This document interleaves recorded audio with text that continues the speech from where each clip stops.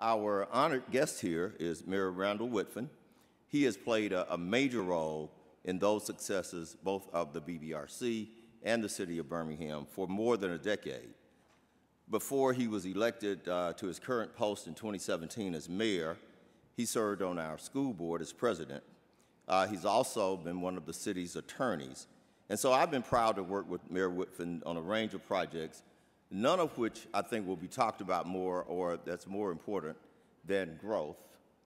And I'll look at Ed Gorman as I say that, because it's given us a chance to work with Ed and the city of Birmingham to really make a difference in our community. So here with Ed and Mayor Whitfin is Katie Crosby, the board chair of NCRC. Now, when Katie's not busy helping keep us on track and making sure that we're doing the right things and she's given assignments at the board meetings.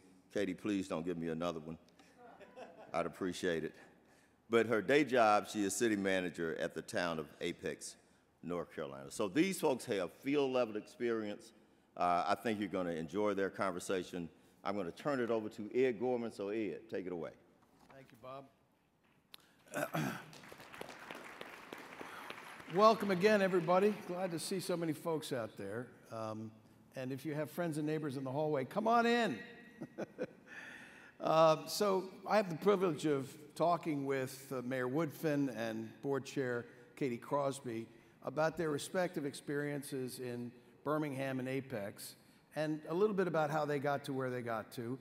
At the midway through and towards the end of this conversation, we'll also talk about their creative use of federal funds to get things done that other mayors may not have had the opportunity to do. So we're at a moment in time that we get a chance to talk about here. So without further ado, Mayor Woodfin, you were recently elected, I will say by quite a wide margin, to a second term leading the city of Birmingham. Would you talk a little bit about your background and what it is that had you kind of decide to run for office? Yeah, well, first, good afternoon, everybody. It's good to be here with you at this conference. I'm excited about my City of Birmingham's partnership with NCRC and particularly with growth. Madam Chairwoman, it's good to be with you as well. Thank you. Anytime anybody asks me a question about why I decided to run for mayor, I always start with the personal and home. I grew up in a home. There were never less than 8 people who lived in that home. So if you're listening to that, sometimes that meant more than 8 people lived in my home growing up. And my mother is one of 8 children. My dad is one of 6, and I'm going to connect that at some point via the Q&A. But having grown up in the city of Birmingham and having family lived all over the city of Birmingham, I fell in love with my home at a very early age. That led me to leaving Birmingham for a little while, and I attended Morehouse College. Ed spoke this morning about, one of the areas we were talking about was the importance of Morehouse, and the conversation went into all these people Morehouse have produced. Morehouse, the intersection of Morehouse was not only academic rigor, but in addition to that, leadership and community service. Leadership, community service. And I think for me, it was important that I go back home and make a difference in the community that I grew up in, seeing all the things I saw as a child that I didn't like, and learning how to bring solutions to those problems. And out of college, I've been in and around city government probably since 2003. And so I only know municipal local government. And I think in municipal local government, from a democracy standpoint, as a participatory sport, it's actually where you can make a tangible difference in people's lives. And that's why I decided to run. Terrific. Yeah, we can do that. Come on. So, Town Manager Crosby, or would you prefer I address you as Katie? Katie works Thank for you. me. All right. You've been a servant leader in 2 cities in Ohio before moving to Apex. Yes. Talk a little bit about your motivation, why you're doing what you're doing, and maybe we'll talk a little bit too about the differences between the cities you were working in Ohio and now where you are in Apex. Sure. So very similar to the mayor's experience, I got into this work because I wanted to get back into the community. One of 5 children. I was the first to graduate from college.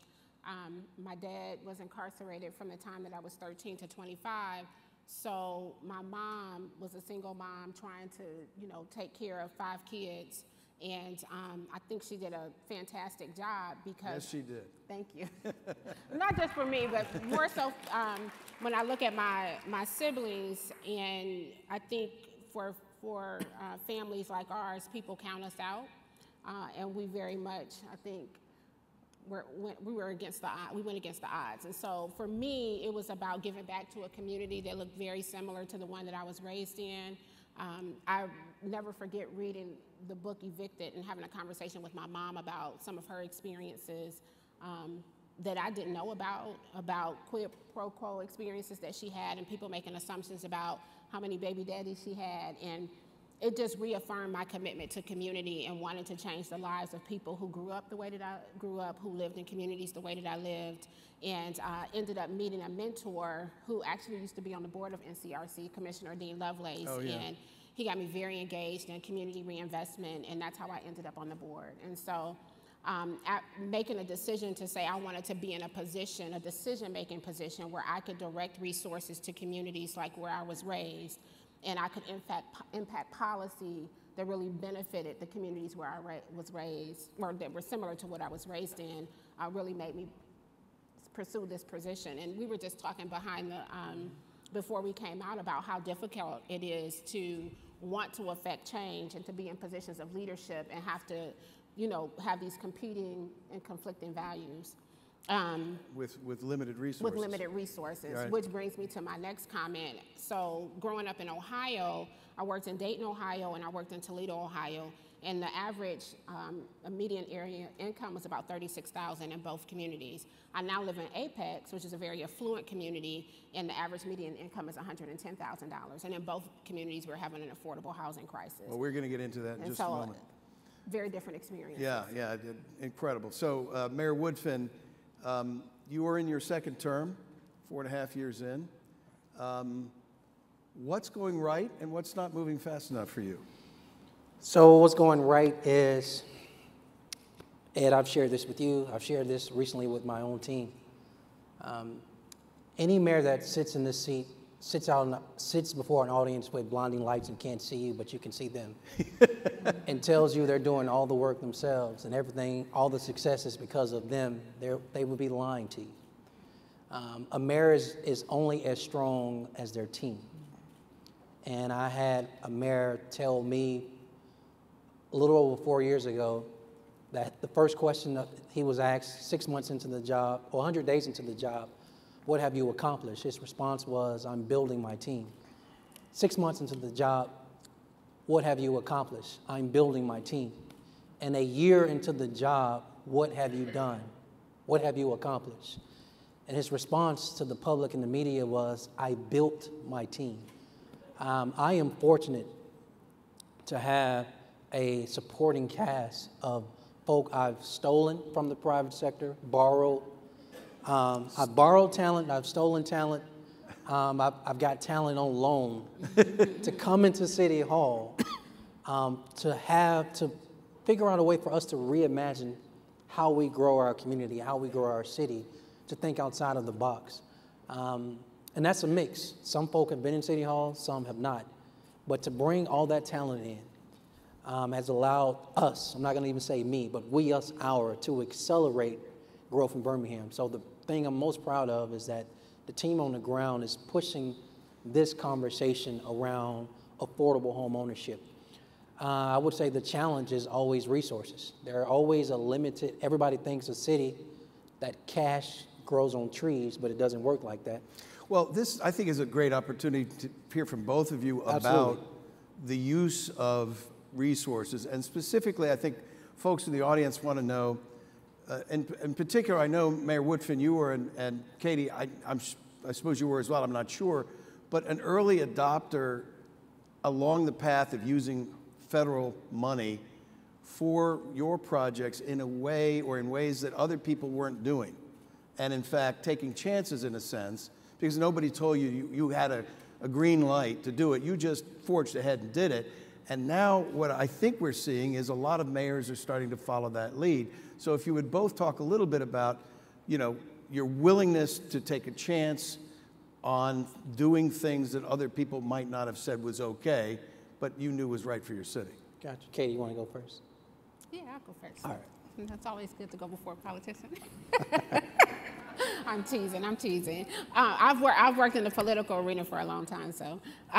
She knows when to speak first. So I'll talk a little bit about my previous community, because I think, you know, when I was in Toledo, that was one of the things that we were doing, is trying to figure out, look, we have a structural deficit and we have a lot of need in our community. How can we use our ARPA funds more specifically to address those needs? And so, you know, before the Treasury finally produced the recommendations on how to use the Treasury dollars, we were really pushing the needle and saying, look, well, you know, this is a very general statement. So we think that it's broad enough for us to be able to use our dollars to address racial equity issues, to help, you know, with small business development, affordable housing, things that weren't really specifically spelled out in the Treasury dollars. And that's one of the things that I appreciated about working for the mayor there, is that he was willing to stretch that. In North Carolina, the need is a little bit different.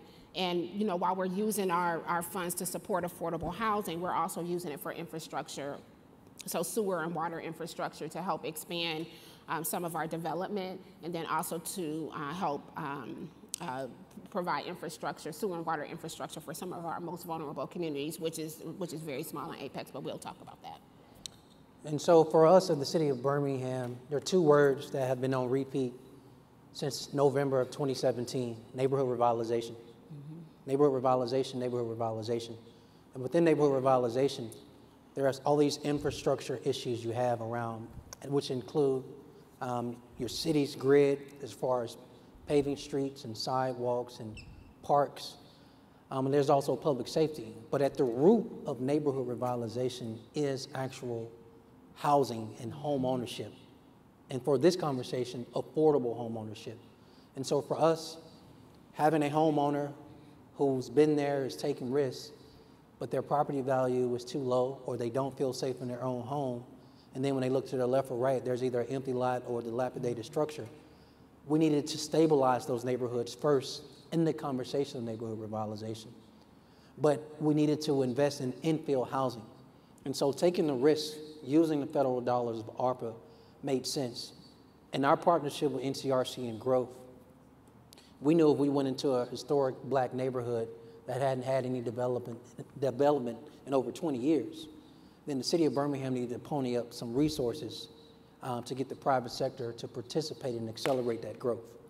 I think for us, ARPA was that once-in-a-lifetime, once-in-a-lifetime opportunity to use these resources to participate in actual infill housing and do proof of concept, and then scale that around our city. You know, I think it'd be helpful for folks to know that the mayor, and I'm sure Katie doing the same thing, that this money is leveraged, I think, almost 10 to 1. Mm-hmm. It is 10 to 1. So the private sector money, specifically bank CRA investment, has been the catalytic, has played a catalytic role in both I know in Birmingham, and Katie, I assume, in Apex as well. You know, it's always a good idea when bankers are in the room to thank them for their investment, so thank you. But I think, you know, knowing that you can take this money, because without it, that $10 that you're trying to get invested doesn't happen. No, it doesn't. So it was a great and very timely investment for all of you. So Katie, if we could talk a little bit about how it is that you have affordable housing as the goal wherever you go, but a very different set of problems from the cities you were in to Apex now. Would you talk a little bit about that? Yeah, so when thinking about Toledo, the challenge there is that the income was so low. The other challenge is that was really the challenge. Toledo is a very affordable community for most, but affordability is really defined around what people make and what resources they have available to them. So it wasn't only the fact that affordability was a challenge in Toledo, but it was also the conditions of the housing. Right. So that if you have poor housing conditions, if you have dilapidated housing, similar to what you're talking about, the cost to the owner or the renter goes up because that means they're less energy efficient. We had issues around lead, things like that. On the other hand, in Apex, where we were a rural community that is now becoming more dense, and we're bringing people in the life sciences, we're bringing in Facebook, we're bringing in all of this technology. The median income is $110,000. We're doing affordable housing projects at anywhere from 80 to 100% AMI for somebody that makes $110,000. So we're talking about 80% of my staff cannot afford to live in the community that they are responsible for taking care of.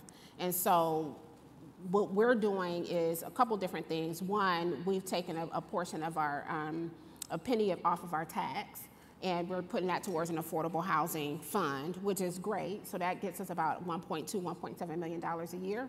But the land is so expensive, so it doesn't stretch very far. The other thing that we're doing is when we have the new developers come in, part of our zoning conditions, we advocate for affordable housing. And so they add units. So you have the option of doing a fee or units. Our preference is a unit because it doesn't matter how much of a fee you pay, you can't afford the land. And so, so we're encouraging units. And then what we're doing is we're working with financial institutions. We're putting the restriction for affordability into the deed for single family homes, and then we're working with financial institutions that are willing to lend against that deed. So trying to do a couple of different creative things to help drive affordable housing, but it is definitely a challenge in a more affluent community. Well, that probably will be the last. I know we have a limited period of time, so this will probably be the last question, but talk a little bit about the challenges you see going forward, rising interest rates, even greater threats to affordability, the need for affordable housing and affordable home ownership unabated, but now we face higher interest rate kind of future. How do you see us, what ideas do you think we should be pursuing to try to get more folks in homes and or to do whatever development you're looking to do? But I you know, affordable home ownership is the #1 community need according to the folks that we talk to. What do you see going down the road here as we see a rising interest rate environment? So I think we're at a very interesting intersection. You have this combination of low unemployment, right, inflation, but we're not in a, technically we're not in a recession yet. right. So the truth, my honest answer is I don't know. Yeah. Right? That would be honest when you have all three of those things in one pot at one time. What does that yield? Because I'm not sure when there was another time all three of those things existed at the exact same time. One of those is off, right? The inflation part tends to go with the recession, but the unemployment is low. But it turns out in the Great Resignation, a lot of folk just are not applying for the jobs we need them to apply for. When you are a mayor, you need people on the front line. If you're in support of your hospitals, you need more nurses. Investing in your school systems, you need more teachers. Making sure people call 911, you need a fire or a police officer to actually show up. These are the people who I define them as not just working class, but these are the people in your middle class. The right investments need to be made in affordable home ownership. So the truth, Ed, I can't tell you, I don't know the answer to that. What I can tell you, as a city, we need to do everything we can to continue to drive down costs. The question is, in this second tranche of ARPA funds, how much can I throw at this problem to continue to support and invest in affordable home ownership? Right. But when these ARPA funds no longer exist, and you still, the question of affordable housing, investing in affordable housing and where those resources come from, that is to be determined. Right. And I appreciate you saying I don't know, because a lot of people, I think, want to say that and won't say it. You know, what I will say is we need more subsidy to help make housing affordable, but, you know, subsidy is expensive. And you know, from our financial institutions, they have lending products that don't work when you're trying to drive down the cost of housing. We definitely need more philanthropic investment from that perspective to help create a subsidy to drive it down. For us, probably very similar to the challenge that you're having, we're taking some of our affordable housing fund, some of our federal dollars to help try to drive down the cost of the land ownership, but that's only going to go so far. So at some point, that's going to run out. And so you're going to have, I mean, I'm still renting because our housing is $500,000. Oh, Lord. That's our average housing price. And so at some point, you're going to drive people out. And then the other concern that we have is just the naturally occurring affordable housing Right. for our community. So like our mobile home parks, we're starting to see developers come and want to invest in mobile home parks. And there's not a lot of opportunity for the folks that live there to own the park if that developer is offering a nice amount of money to sell it. And then that's the same thing that we're seeing happening in our communities that are predominantly minority communities, where we have people who are long-term homeowners, but developers are coming and trying to buy their property. So that's then also making our community less diverse. So it is a I don't know question, but a lot of work, a lot of opportunity to do good work. Well, I will say, so thank you to both of you for this conversation. And I think we're about to hear from somebody I consider one of the most creative bankers in the industry. I don't expect he'll have answers either. I'm not trying to put you on the spot, Steve. but I will say creative CRA interested banks will help come up with these solutions along with elected leaders like you. So anyway, thank you all for your time. And I know you need to kick us off the stage now, right? I do need to kick you all off. Nice conversation. It was nice meeting you. Thank you. See you later, Ed. Thank you.